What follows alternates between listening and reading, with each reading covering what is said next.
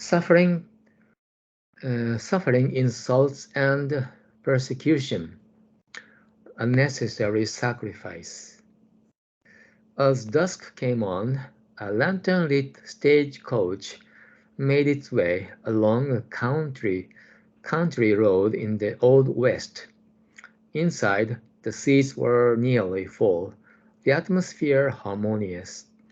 As the stagecoach approached a steep and thickly overgrown section of mountain road, uneasy whispers arose among the passengers. "This area is full of gangs," said one. "Lots of stagecoaches are ambushed," said another. "I wonder if we are safe." "This is just the sort of lonely area where it might happen," said someone else. A young man turned trembling to the dignified gentleman sitting next to him. "Is it true? I'm carrying $3,000 that I earned with my sweat and blood. It means my very life. What will I do?" The gentleman nodded and said, "I have an idea. Hide it in your boot. They'll never look there." The young man quickly followed this advice, and not a moment too soon. Just then, the stagecoach came under attack. A gang of robbers stormed aboard and began methodically stripping passengers of their valuables. All at once the gentleman cried out, "This fellow is carrying a fortune in his boot!" Overjoyed at these unexpectedly rich spoils, the brigands took off, not bothering with anyone else. The stagecoach continued on its way, none the worse for the attack, but now all the passengers joined in heaping abuse on the betrayer. The young man accused him wildly of being in league with the robbers. The atmosphere turned ugly. Through it all, the gentleman merely repeated calmly, "I'm sorry, truly sorry. Just bear with me a little longer." When the stagecoach pulled into town, the young man's patience wore out and he started to collar the gentleman. "I'm sorry," repeated the older man. "The truth is, I myself am carrying $100,000. Your 3,000 was a great deal of money, but letting it go saved my 100,000. Please accept $10,000 as a token of my gratitude. I hope you will forgive me." On learning the truth, the young man was thoroughly chastened. He offered sincere apologies and thanks to his benefactor. It is well to realize that sometimes in life it is necessary to disappoint others for a time and suffer insults and persecution in order to accomplish a greater purpose. So today's story is very touching and also difficult to understand for based on my experience. The first time I read this, I was touched, but still I couldn't understand the message very well. What's the relation between this story and the teaching of Buddhism? For many years, I wondered. Of course, any kind of interpretation will be okay. It's up to the reader. So one of the interpretation might be like this. So there are two sides in this story: the benefactor and the young man, the older man and the young man. In order to protect his older man's $100,000, he kind of betrayed the young man.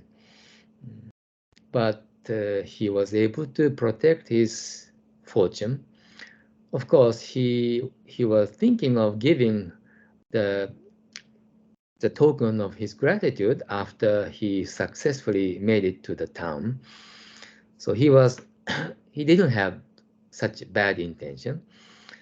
So this old man had a very profound wisdom, and he could foresee the future.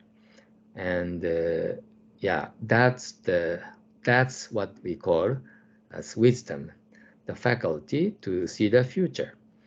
Now, many people have this, and Buddha is the one who has the most profound wisdom. He has Buddhahood. His enlightenment is the 52nd level. So maybe this older man might be the analogy of Buddha, and we are like this young man.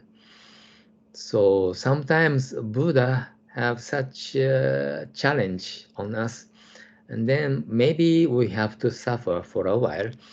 But if we can pass the test, then we will receive a bigger happiness than we had expected.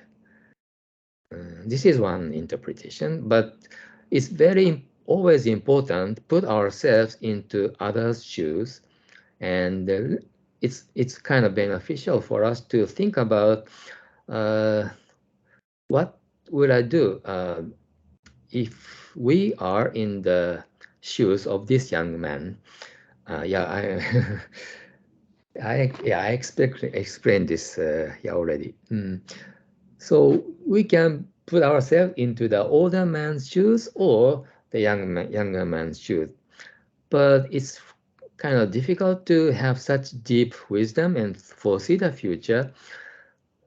But if we can foresee the future, or like at the bottom of the story says, it is well to realize that sometimes in life it is necessary to disappoint others for a time and suffer insults and persecution in order to accomplish the greater purpose.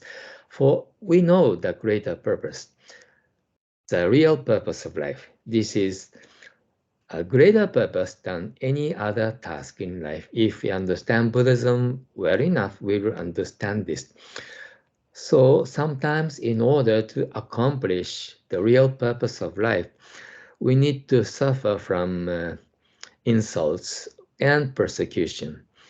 But it is a necessary process for all the Buddhist students, because not all people on this earth understand Dharma, and then they don't know what we are seeking for, what we are aiming to accomplish in our spiritual journey. People don't understand this bodhicitta, our mind, to aiming for true happiness.